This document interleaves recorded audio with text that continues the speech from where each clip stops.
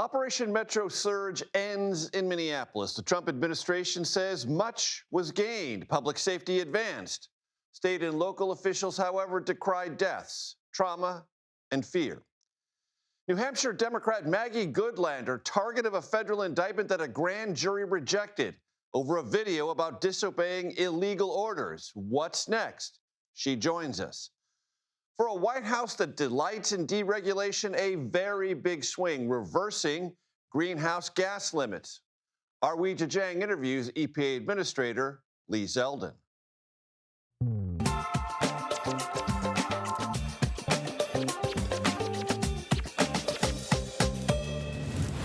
Hello, everyone. I'm Major Garrett in Washington. Welcome to the Takeout. It's great to be back, and my thanks to Ed O'Keefe for filling in while I was away. He did so capably and with great energy. Thank you, Ed.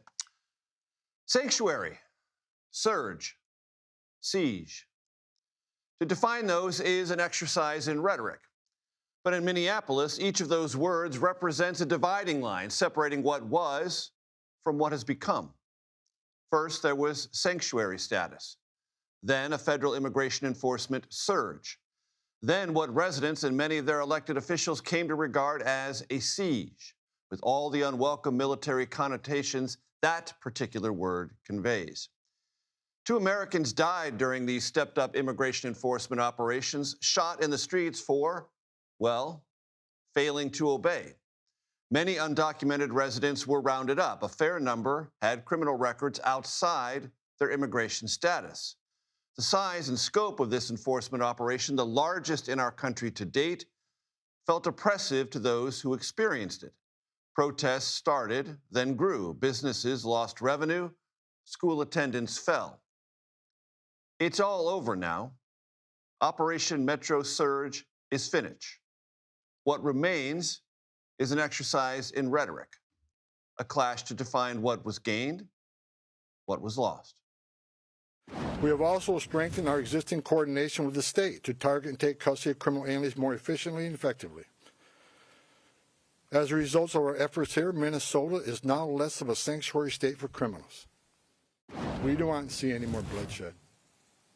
I don't want to see any more bloodshed. I pray every night for the safety of our law enforcement personnel and the safety of those in the community, whether you're here legally or illegally. Minnesota's Governor Tim Walz spoke of the cost and damage to Minnesota, but first, the state's Attorney General, Keith Ellison, testified before a Senate committee about these federal immigration sweeps. This war on Minnesota is retribution, to be sure.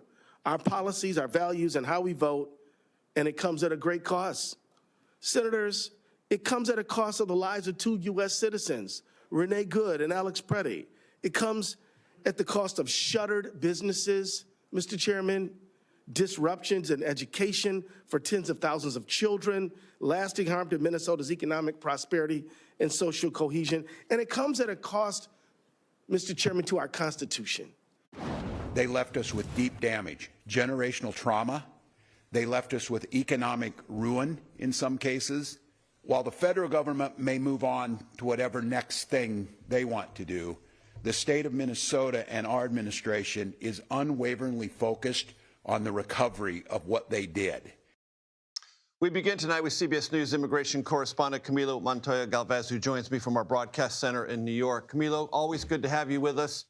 How did Tom Homan, the White House immigration czar, describe what led to this decision, which he noted President Trump agreed with, to end Operation Metro Surge?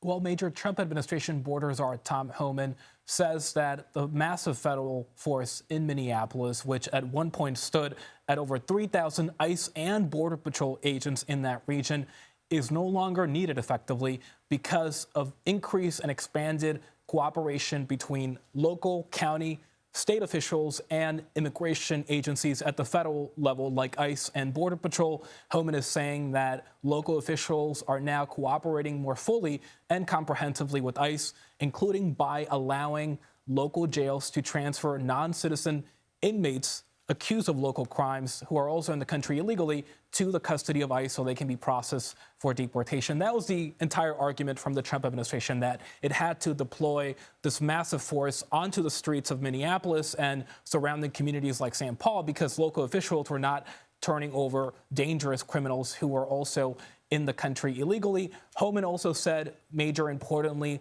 that officials have seen a significant reduction in the number of cases of local residents trying to interfere or impede federal immigration operations by ICE and Border Patrol. But make no mistake, even if Homan is not calling it this, Major, it is a significant concession by the administration politically. It has faced tremendous and intensifying pressure politically because of the backlash in Minneapolis, especially after the killings of Alex Preddy and Renee Good by Border Patrol and ICE, respectively. And in many ways, it is a recognition that the operation was simply becoming too politically toxic. Now, Camilo, you know better than anyone, because you cover this space every single day, what rhetoric means and what policies and practices on the ground mean sometimes diverge. When Tom Homan says, well, they're getting better cooperation at the jails, well, they were not at the jails for the things that elicited the protests in the streets. They were in the streets. They were going into neighborhoods. You could see them. They were taking videos of their own operations. Citizens in Minneapolis were taking videos of those operations. So that leaves me somewhat confused because they were clearly stopping lots of people in Minneapolis who were not in and who were not near jails. So what's this cooperation dynamic that's being hailed now as a reason to pull back? It's such a critical point you make, Major, because while, yes, it is true that ICE has been arresting some individuals in that area who are in the country illegally and also have committed or have been alleged to have committed heinous crimes and violent offenses, it's also true that we have seen many videos and evidence of Border Patrol agents, for example, questioning people on an ad hoc, random basis in public places about their citizenship status. In many cases, they're asking American citizens about their immigration status, even though they are here legally, and in many cases are U.S. citizens or legal permanent residents. In some cases, Border Patrol agents told people on camera that the reason they asked that person for their immigration status was because of their accent. So it is a valid concern that local officials have about the indiscriminate nature of the operation initially, Major. Camilo Montoya Galvez, always appreciate your reporting, sir. Thank you so much. Now, the search for Nancy Guthrie. Investigators found a pair of black gloves near the Guthrie house. It's unclear how long those gloves had been there. DNA tests, though, have begun. This morning, a white tent appeared outside the Guthrie front porch. That, of course, is where doorbell camera video captured images of a masked and gloved intruder. No comment from authorities about that tent's purpose and its role in the investigation. To help us catch up on all this, Andres Gutierrez joins us from Tucson. Big task, Andres. Help us catch us up on what's going on and what little we know from the fragments of information that keep coming out. Well, Major, several developments today in this case. We now know that those gloves were recovered about 1.5 miles away from here. That's according to 2 law enforcement sources who've told CBS News that the lab results are still pending from those gloves. So investigators do not know whether they're connected to that masked person that was seen on surveillance video. Back here at the house, detectives were out here around 8 o'clock local time this morning. They ended up setting a white tent right there at the front door. This is where investigators had previously found Nancy's blood, and it's where that bracket was from the missing doorbell camera. The tent likely was set up to block the intense media presence out here from seeing what exactly they were processing. There is the local, state, the local, national, and international media out here, and every time that investigators show up, so do their drones. And nowadays, drones can capture such intricate details that some of the detectives don't want the public to know. They don't want the bad guy to be watching and knowing what exactly they're processing. Usually we see news helicopters hovering above, but even with an extender lens, there's only so much details that they can capture. But here, they're flying about 80 feet away from the detectives. And just on Friday, as they were processing Nancy's garage back here, they ended up getting such details as to where exactly they were in the garage before they hauled away that blue Subaru that later that evening. Then on Sunday, they were here along the property line, ended up sending a long pole down what is believed to be her septic tank. And the police out there do not want the public, us, to know exactly what they're looking for, because again, they're trying to look for Nancy, but they're also trying to build a case here that they could eventually prosecute in the court of law later on, as whenever they do catch this individual. As for the individual, right now police say they don't have a suspect. There are no persons of interest. That they were able to detain someone early on, right after they released those images, but turns out that Carlos, who lives about an hour south from here, had nothing to do with this kidnapping,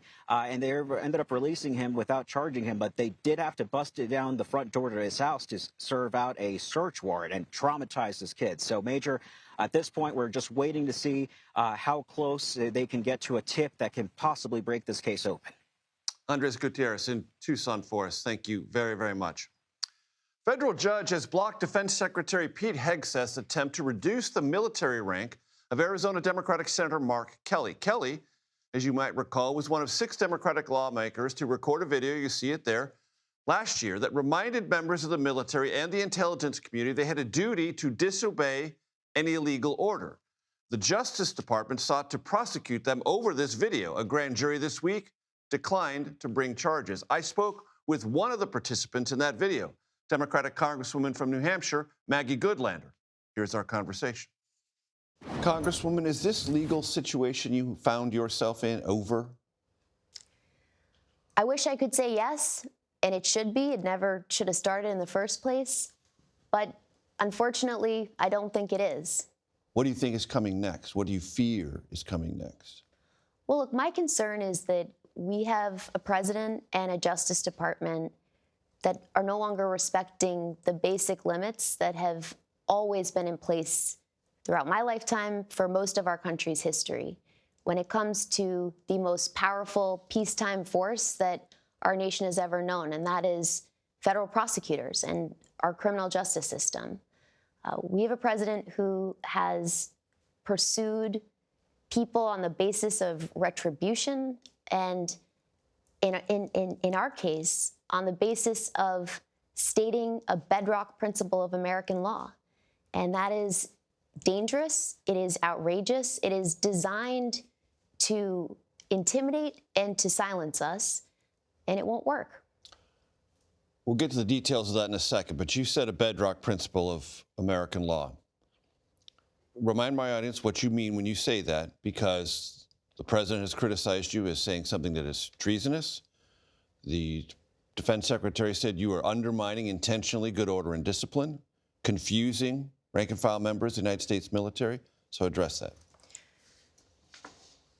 We made a decision as a country after the Second World War. We wanted to be a country under the rule of law, where our military doesn't just blindly follow orders. Our military follows the law. And so actually, Robert Jackson, who was the chief prosecutor at Nuremberg, a Supreme Court justice, who helped to develop the basic principles in the Department of Defense's Law of War manual, said that this was the greatest tribute that power has ever paid to reason. This was a choice we made, to be a country under the rule of law and a country whose military obeys lawful orders and lawful orders only. This is so core to the basic training that any person in the military gets. This principle is so bedrock and uncontroversial that, in fact, the Attorney General of the United States, Pam Bondi, the Solicitor General of the United States, the Secretary of Defense, Pete Hegseth, and Supreme Court justices have all repeated this basic principle, including in the case of the Attorney General in a brief before the United States Supreme Court. It wasn't treasonous when Pam Bondi said it. It is not treasonous when we repeated this principle, which is, I believe, a really important principle for this moment. At a moment when the boundaries of our Constitution, which I carry with me everywhere I go because It's a useful document in my job these days. But the boundaries are being tested in ways we've never seen before. And I'll just say, for me, I serve on the Armed Services Committee. When Pete Hegseth came before our committee, I asked him a very simple question that has only one answer. I asked him if he would commit to abiding by a decision of the United States Supreme Court, if he were directed to do so. And he refused to commit to that basic cornerstone principle under our Constitution, that we are a country with separated powers, where power is checked by 3 branches of our federal government, and an unwillingness at the helm of the Department of Defense, in a person whose job is one of the most important jobs in the world, should shock the conscience of every American. And a person who, by the way, understands this principle and has repeated it many times. Himself in a different context and at different times. You can check the videotape on that, folks. And you can check the brief that was filed by the Attorney General. When the grand jury did not indict the 6 of you, Mark Kelly, senator from Arizona, Democrat, said this is not a good news story. Why isn't that a good news story? Why isn't that something that people watching this at home should think, well, I can breathe a sigh of relief? What we have here is a president who, in response to a statement of the law, said that we should be investigated, we should be prosecuted. He went so far as to say that we should be hung for this, that this was treason. He directed the Justice Department to target us, and they followed through on it. And this is chilling. This is designed to intimidate. He incited violence against us, which was a separate line of attack that had immediate, swift, and acute consequences for each of us. And he directed, the most powerful peacetime force our country has ever known, the Justice Department, to come after us. And, this is dangerous for a president to be targeting members of Congress for doing their jobs. Do you fear that they will try again to indict you? There is no limit on the number of times that federal prosecutors can proceed in this way. This is why it is such an awesome and extraordinary set of powers that the public trusts the Justice Department to wield responsibly and in a way that it's consistent with the Constitution. What we saw happen this week with a grand jury, a group of ordinary American citizens who came together and, according to news reports, unanimously rejected what was presented to them. And, a grand jury, when you think about our Constitution and the role that juries play, it's a quintessentially American institution. Juries are the beating heart of our Bill of Rights. A grand jury is one of the most generous forums for the government. The government owns the playing field. This is an opportunity for the government to present their case without rebuttal, really, directly to, and that's why when you just look at the stats, overwhelmingly grand juries indict. Ham sandwiches, it was said, but not these days. And what we're seeing is ordinary Americans listening to what their government has to say and not believing that it's reasonable or just. And that's the basic standard. It's a very low bar. And so I think what we've seen in other cases is that this Justice Department doesn't feel rebuked by an overwhelming and potentially historic rebuke, and that they will proceed in the reckless way, in the unreasonable way, in the unjust way that they've proceeded to date. New Hampshire Democratic Congresswoman Maggie Goodlander, thank you so much. Thanks for having me. Still to come, the chaotic airspace closure in El Paso and rampant confusion about a military laser and its intended target. New Mexico Democratic Congressman Gabe Vasquez represents constituents near that area, and he joins me next. Also, FDA Commissioner Marty McCary on today's announcement about dropping warnings to menopausal hormone therapy products, what that will mean for treatment options. Plus, The EPA revokes the scientific basis behind regulations meant to reduce greenhouse gas emissions. EPA Administrator Lee Zeldin spoke with CBS News about that. We'll hear about it when we come back. Takeout returns in 90 seconds. Welcome back to Takeout. As you no doubt know, because you read about it, I'm sure, El Paso's International Airport reopened early yesterday morning after a baffling FAA order to close the airspace to commercial and cargo flights for 10 days. Now, it is still confusing to officials in El Paso and those who represent them and neighboring areas here in Washington. A big-time disagreement between the FAA and the Pentagon appears to lie somewhere near the center of this story. New Mexico Democratic Congressman Gabe Vasquez joins me now. His district, by the way, borders El Paso. Congressman, it's great to have you with us. So it appears there was a Customs and Border Patrol official deploying an anti-drone laser loaned to them by the Department of Defense, shooting at something, and the FAA got wind of this or was uncomfortable with this, and in court of what feels to me like a direct and emphatic bureaucratic brushback, ordered this 10-day freeze in the airspace. What is actually going on? Well, it was complete chaos yesterday, and I think what we saw was clearly a botched operation, miscommunication at the highest levels, both from the FAA, Customs and Border Protection, and the Department of Defense. And in the process, ordered this 10-day cancellation, a temporary flight restriction. Half of the flights out of Southwest in El Paso were canceled. Medevacs from the surrounding area were canceled.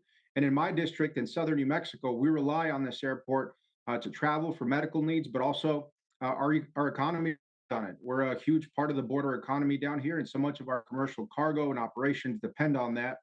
And we seemingly got to the bottom of what happened early yesterday morning before we saw that the Trump administration and that the FAA had put out conflicting reports, official conflicting reports to the media, which left a lot of folks trying to figure out what was happening, conspiracy theories floating around. And let me just reiterate, this is both a huge mistake, but also very dangerous, because an organization, an agency like the FAA is tasked with keeping passengers safe as they fly across the country. And so for them not to be transparent in this process should raise some huge alarms. The FAA said that this was to address a cartel drone incursion and that a threat had been neutralized. Do you believe there was a threat? Do you believe anything was neutralized? And what do you consider to be truthful or untruthful about reporting ours and others that it was a party balloon?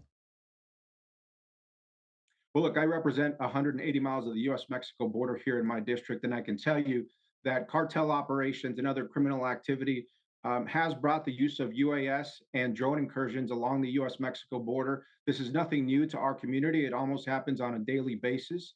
I introduced a bill in Congress to try to stop these drone flights from occurring that gather intelligence and other nefarious things. So this is fairly commonplace.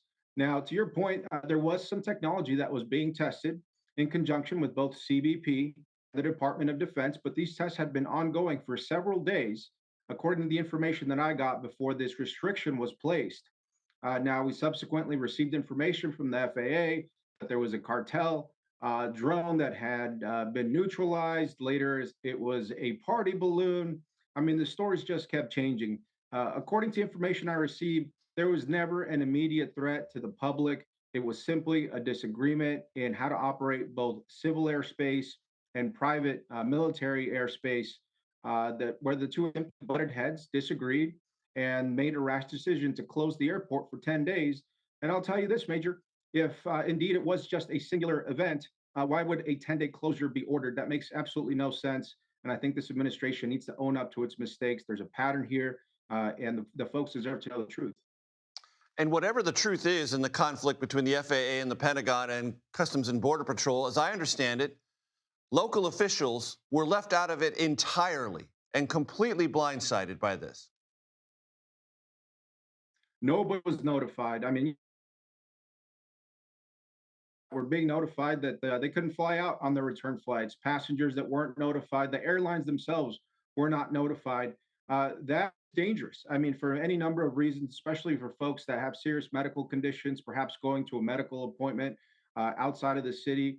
And so it was complete chaos. Nobody was notified. Myself or Congresswoman Escobar, who represent this area, were not notified. This is no way to operate the Federal Aviation Administration. And so the incompetence, the sheer incompetence, and honestly, the sheer disregard for the people of southern New Mexico and West Texas and El Paso is really astonishing. And this shouldn't happen again. We've got to get to the bottom of this. Myself and Congresswoman Escobar are demanding a briefing on what truly happened here. But as best as I can tell, this was a mischaracterization that the FAA put out, and at worst, a cover up of their incompetence. Internet signals fluctuate, as we all know. Congressman Gabe Vasquez, thanks for pushing through your sometimes fluttery internet connection. I appreciate the time very, very much. Next, FDA Commissioner Marty Makary joins me. The change is coming to warning labels for menopause treatment. Why now? And what does this mean for women who are pursuing different options? We're going to find out next here on The Takeout.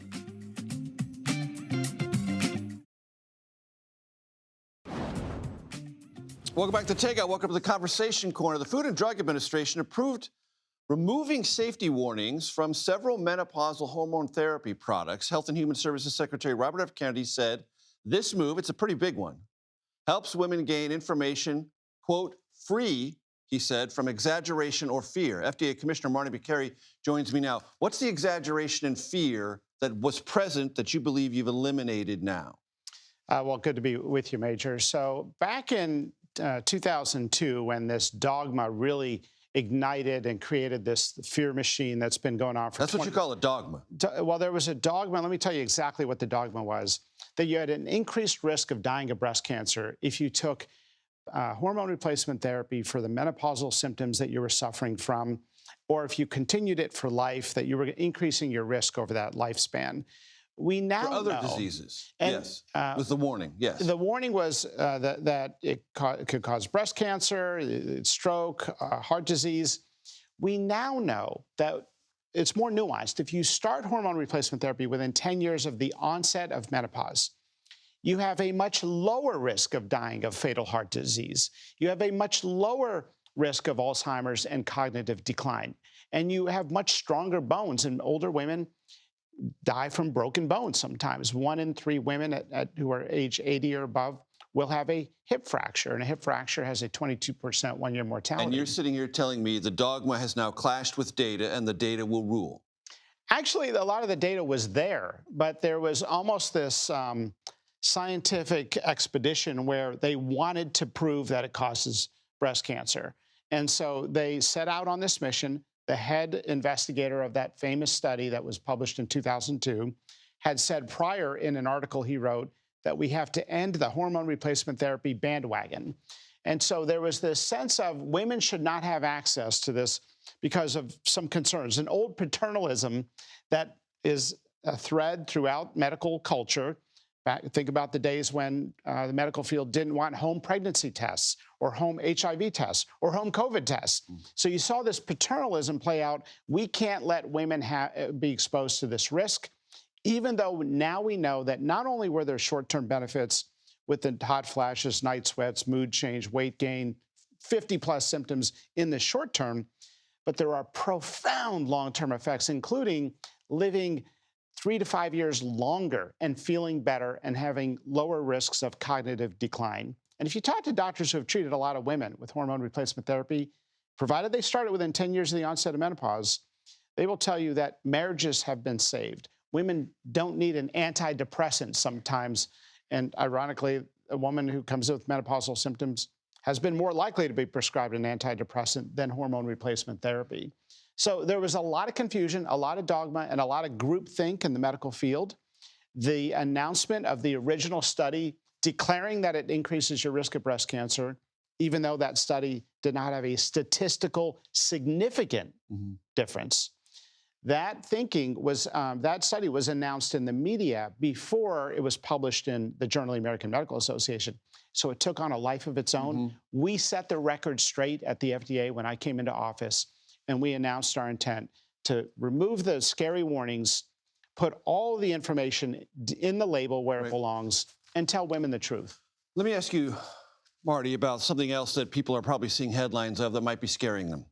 Measles in 20 states, outbreaks in California, Utah, South Carolina, Florida.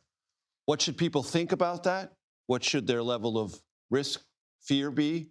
What's their advice from the FDA on that? Well, I think it's a good reminder that kids should get the measles shot. So I think every parent should see that information. Because most of the cases I understand at 5 to 17, kids who haven't had it as infants are developing it now. That's right. This is not a result of anything anyone has said in the last several months or in the last year. These are kids who did not get it. We see measles outbreaks commonly in two communities. One is migrant children who just didn't have access to good health care. And we see it among certain religious communities that have chosen to minimize their interface with the medical community. For example, the measles death that occurred initially in Texas was in a Mennonite community. That community has not gotten vaccinated since the vaccines were first introduced to the United States in 1799 by Dr. Benjamin Waterhouse. So this is a bigger problem. It's a global problem. Many of us believe that the mistrust that expanded during the COVID pandemic from some has of the splashed over in this space. Yeah, I think it was. I think harmfully, it has caused, possibly. And your advice is take the measles vaccine. It is, and if you look at the data, by the way, the trust in the medical profession went from 71% of the public trusting us as doctors in 2019, just before COVID, down to 40% 4 years later over those 4 years of COVID. So a 31-point drop in trust in the medical profession. That's what happens when you shut down schools in the name of medicine for nearly 2 years and insist people wear cloth masks at 2 years of age for nearly 3 years. You have to be honest and show humility when the right answer is, we don't know, but we think this might help. But if I hear you correctly, you're saying that trust decline should not alter either the data or the interpretation of that data where measles and vaccines are concerned. That's right, and that's why we put out, as an administration, what we consider core essential vaccines. Measles is one of them, and we want people to know there is a hierarchy of vaccines, and these are the ones that we consider to be core essential. They're common to many advanced, developed European countries. It's the sort of common consensus list of core essential vaccines, and measles is one of them. I've often told you, Marty, that you're always welcome on this program for the TV show version and for a longer conversation for the podcast and our YouTube audience. It's extensive. I know they want to hear from you, so please come back. Will do. Thanks a lot, Major. I appreciate it very much. Marty McCary, FDA Administrator. The EPA no longer has the authority to regulate carbon emissions. Next, how the agency's chief, Lee Zeldin, talked about that move to CBS News. That's coming up next, right here on The Takeout.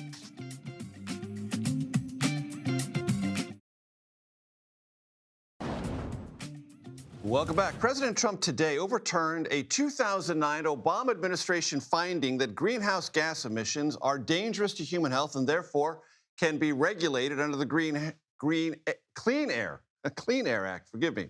That was dubbed an endangerment finding, and under the Clean Air Act, it gave them regulatory power, giving the EPA authority to do such things as provide guidance to regulate carbon emissions. And that's been the law or the regulatory landscape for quite some time. In an exclusive interview, EPA Administrator Lee Zeldin defended this move to our Weijia Jiang. Here's some of that conversation. Are you offering complete assurance to Americans that removing this endangerment finding is not going to be detrimental to public health or the environment? Correct. But first off, it's important to note that regardless of my opinion of that, not opinion, but based on the data, based on the science. Regardless of my opinion, regardless of yours, regardless of facts, I have to follow the law. And that wasn't followed for a long time by the Obama and Biden administrations. And I'm not going to get creative in trying to hoard imaginary new powers that the Clean Air Act doesn't provide. As it relates to science, here's one of the great things about us having this conversation in 2026, is that we don't have to rely on bad assumptions that were made in 2009 of where we would actually be in 2026. Now we can rely on present-day facts. And what was done in 2009 was that they didn't analyze each of these individual greenhouse gas emissions individually, and they didn't just study and utilize greenhouse gas emissions from vehicles. They added additional greenhouse gases on top of it. Even if they weren't emitted from vehicles and trucks, despite the fact that this was a decision that was being made regarding vehicles.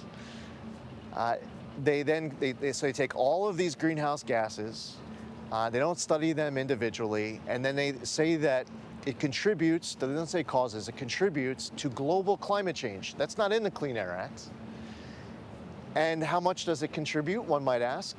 Well, they didn't say. We just know it's somewhere north of zero.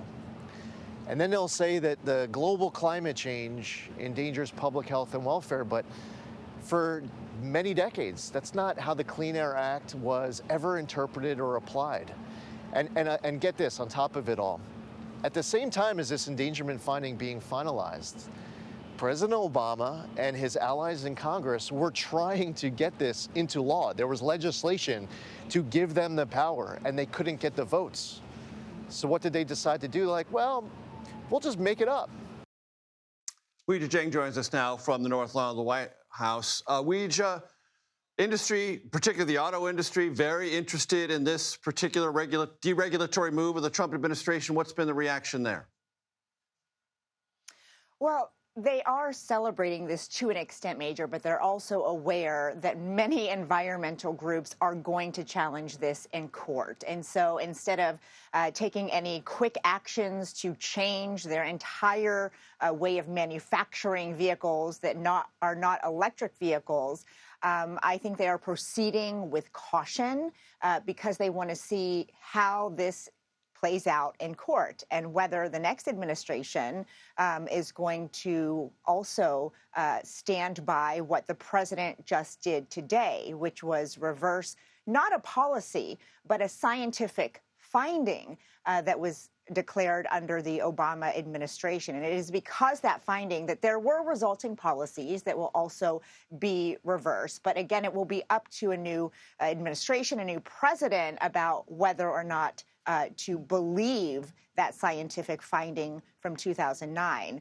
So in terms of how quickly this could happen, even if automakers are on board with this, it's going to take time. And they point out that many consumers want electric vehicles now. And so there's a lot of things to factor in when they consider how to change their current business model. Major. Weijia Jiang, North Lawn of the White House. Thank you so very much. Reporters on Capitol Hill spend their afternoons and some of their mornings, depending on the day, chasing lawmakers across Congress. I used to do that. But it begs the question. Who's the fastest lawmaker? Who's the hardest to catch? Well, Senator Elizabeth Warren, Massachusetts, Democrat, says it is her. Our reporter panel will tell us if that's true or not, and many other things when we come back here on The Takeout.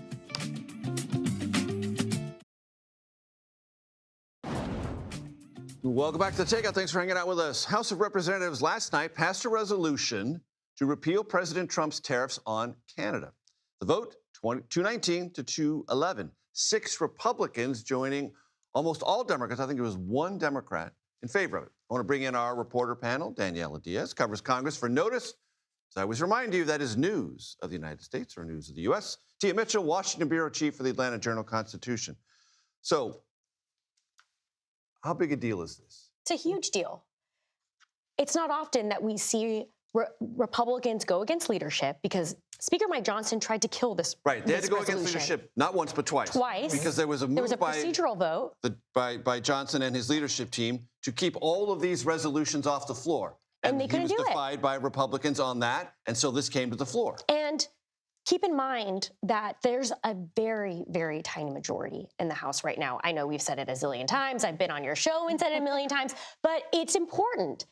Speaker Mike Johnson can't afford to lose more than 1 vote right now because of that tiny majority, and he knows that. He's been urging his members to be in D.C. to be able to vote in person for these bills, but it failed. And because of that, Democrats were able to put this measure on the floor yesterday, and it was a huge rebuke of the president that, you know, and the White House worked it. And the White House worked it. They tried. And then we saw President Donald Trump on social media say, I'm going to try to find primary candidates for these Republicans who voted for this measure. I mean, it's a huge, huge deal. And Tia, it feels like it is part of a broader story of not a fracturing, but some not insignificant, to use a SAT word, fissures. Yes, I like that word. And I think that as members of Congress start looking towards the midterms and looking towards their own political futures, they're becoming more willing to do things that put them out of line with President Trump. I think there are very few Republicans not named Thomas Massey that all out want to be, defy Trump. Most of them want to stay aligned with him, and even Thomas Massey does to an extent. But some of them are saying, I'm going to take a difficult vote because I really feel passionately about it on certain issues, the tariffs, of course, becoming one of them. And I think it's even more significant than the vote on the tariffs, which there will be more, was that vote on the procedural vote to say, Mike Johnson, you have kept us from voting on tariffs, and we're standing up to you and saying no more. Exactly. So reporters chase stories. That's what we do. And sometimes that means physically chasing members of Congress to catch up with them, to ask them questions, to find out what's happened in a meeting they're just emerging from or one they're going into. So let's hear what Elizabeth Warren said about her ability to outrun reporters and be among the most fit physically members of the Senate. Let's hear it. I hear you're one of the fittest senators. Is that true? Whoa, I gotta say, kind of a low bar around there. Yeah, but I'm at least the fastest. Oh, you are? What's your 40? You don't want to know. All right, Daniela, and you both do this. Who, in your estimation, are among the fastest members of the House or Senate? I really think Elizabeth Warren is one of them. I think she's right. I covered Elizabeth Warren's presidential campaign, flashback to 6 years ago, and I used to chase her around with my camera, Iowa, New Hampshire, and it was hard to keep up with her. And it's hard to keep up with her in the Senate hallways, as you just saw with TMZ interviewing her about this, of all the publications. She's really fast. And I put my vote in for Senator Duckworth. Now Tammy Duckworth, Democrat of Illinois. She's in wheelchair, so technically not walking, but she pushes her own wheelchair and she zooms. And oftentimes her staffers are kind of jogging to keep up with her because she moves when she moves. So she's always my favorite one to see in the hallway. And of course, this speed factor relates directly to how much they want to talk to you. Because if they want to talk to you, they'll slow down. If they don't want to talk to you, they'll keep moving. They have several ways of dodging us, I will say, Major. One of the most popular ones is when they pull out their cell phone. Oh, yeah. Yes, and exactly. sometimes you can tell they're not talking to anyone. There's nobody there. There's nobody there. So here's a headline I don't think any of us would have predicted a year ago from Axios. You can bring it up on the screen, control room. A year into Trump's term, voters say Biden was better. 3 national surveys point to the same alarming trend for a president who's done everything in his power to erase his predecessor's legacy. One of the polls cited, economist, YouGov, Trump performance compared to Biden, 46% worse, 40% better. Tia? That is, I'm sure, going to be something that President Trump is going to love to read about, and we'll probably hear his thoughts on it very soon, because he has been so focused not just on, he's been really focused on kind of trying to diminish and dismantle Biden's legacy. To mock it at every time. Yeah, very much so. So I do think what President Trump is learning is that it's hard to talk your way out of making people feel better about the economy, about the price of goods, even if the economic indicators because he's saying the same thing Biden said for 4 years, which is, look at the numbers, they're doing great. But people said we don't feel it, and therefore we're not happy with how you're working as president. Now Trump is feeling that. Daniela, we got 30 seconds. You get the last word. I think it's what we're going to hear on the campaign trail this year is Trump defending himself. He's definitely going to talk about this. This is something he always cares about, his headlines. He reads all of his headlines. He reads all the polls, too. And he may denounce them, but he reads them all. And that's why we're seeing rank-and-file Republicans break from him, because they want to win their races in the midterms, too. Daniela Diaz, Tia Mitchell, always a pleasure to have you both here. Remember, the candy does not eat itself. Happy Thursday, everyone. This is The Takeout. Relentlessly curious, reliably civil, just occasionally clever. The Daily Report is coming your way next.